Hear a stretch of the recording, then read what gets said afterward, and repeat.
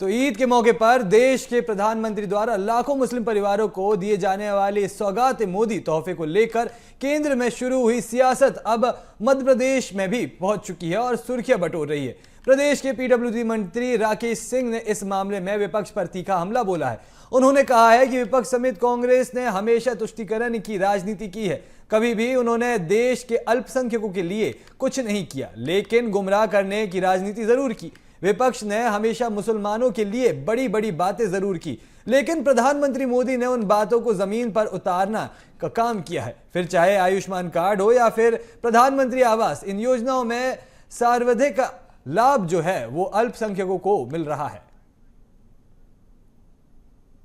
इतना तो कांग्रेस करता है, इन्होंने तुष्टीकरण की राजनीति की है। कभी देश के अल्पसंख्यकों के लिए, विशेष रूप से मुसलमानों के लिए किया तो कुछ नहीं, लेकिन उनके नाम पर वोट बटोरे हैं। उनको हमेशा भारतीय जनता पार्टी से डराया है। कांग्रेस के स्वर्गीय प्रधानमंत्री जी ने कहा था कि देश के संसाधनों पर पहला हक देश के मुसलमानों का है।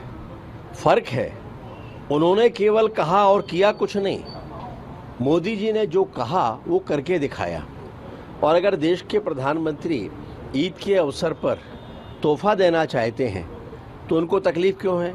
उनको तकलीफ ये है कि ऐसा ना हो कि देश का मुसलमान सच्चाई समझ ले और वो भारतीय जनता पार्टी या मोदी जी के साथ खड़ा हो जाए।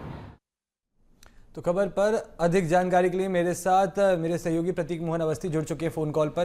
प्रतीक, ईद के मौके पर जो प्रधानमंत्री मोदी द्वारा सौगाते मोदी तोहफे को लेकर केंद्र में पहले सियासत देखने को मिली और अब इस सियासत की जो आग है वो मध्य प्रदेश तक भी पहुंच चुकी है। जी बिल्कुल, हाँ देखिए, क्योंकि ईद के मौके पर जिस प्रकार से सौगात ए मोदी एक तोहफे के रूप में पीएम मोदी द्वारा तमाम मुस्लिम भाइयों को एक तोहफे के रूप में ईद पर एक सौगात दी जा रही थी, उसको लेकर के केंद्रीय सियासत तो गरमाई ही हुई है। इस बीच इसकी आग और इसकी तपिश वो मध्य प्रदेश में भी देखने को मिल रही है। पीडब्ल्यूडी मंत्री राकेश सिंह ने आज विपक्ष के इस तोहफे के बदले जो जुबानी हमला सामने आया था उस पर टिप्पणी दी है और ये कहा है कि शुरुआत से ही विपक्षी पार्टियां और कांग्रेस जो है कहीं ना कहीं हमेशा बांटने का काम करती आई है कौमों को, और अभी भी उनकी ये हरकत जो है कहीं ना कहीं रुकने का नाम नहीं ले रही है।